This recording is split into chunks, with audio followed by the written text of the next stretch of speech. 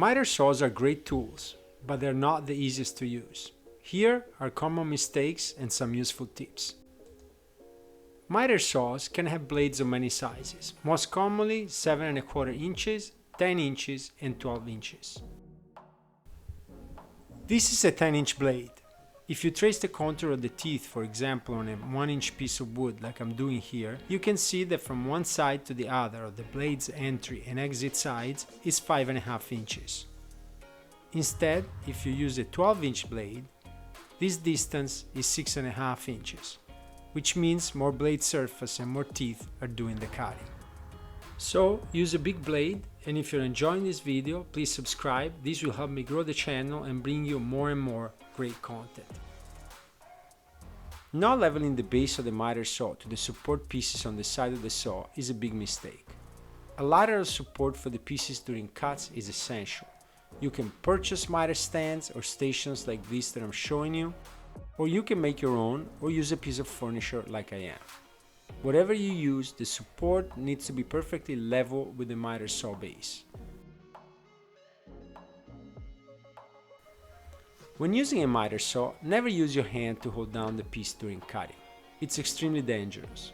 In case of kickback, which can happen on a miter saw, the piece can get thrown towards the blade, and this will happen so fast that your hand will also be thrown into the blade.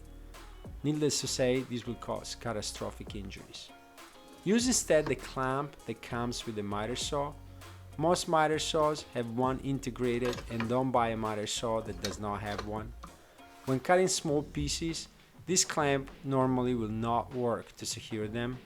In that case, you can use a miter saw stick like the one that I'm showing you here.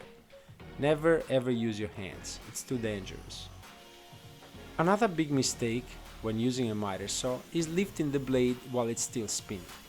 The better way is to let the blade come to a stop before you lift it.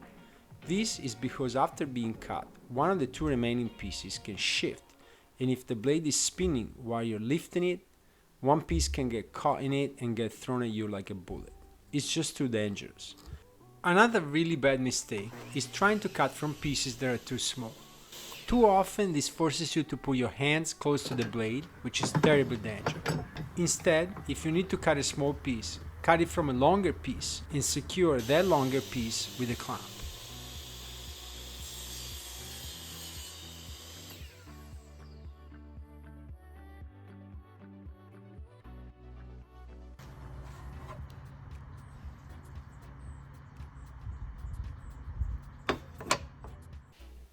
Another common mistake with a miter saw is not using stop blocks when making repeated cuts. The great benefit of a miter saw is that you can place stop blocks on the fence and use that to make faster and more precise repeated cuts. If you don't have a large miter station, make sure you purchase a miter saw that has a movable fence like mine. This will allow you to cut larger pieces using a stop block.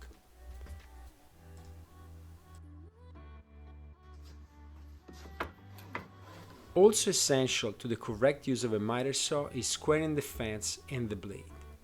You can use a speed square to ensure that the fence is a perfect 90 degrees to the base, and you can also use a speed square or some other square to ensure that the blade is a perfect 90 as well. Another big mistake is not adjusting the fence when making angle cuts. When you're plunging at 90 degrees, the fence will never be in the way of the blade. But when you're making angle cuts, you need to watch out.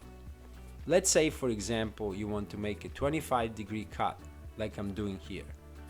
If you plunge without moving the fence, the blade will hit the metal while spinning, which will be extremely dangerous. Before making a cut, always double check that nothing is in the way of the blade, especially when you make angle cuts. I love doing the work to bring you these videos, and I hope you found this one helpful. If that's the case, I think you will find the video link above on tips to take your use of the circular saw to the next level also helpful. Please don't forget to subscribe, and I will see you soon in my next video. Thank you.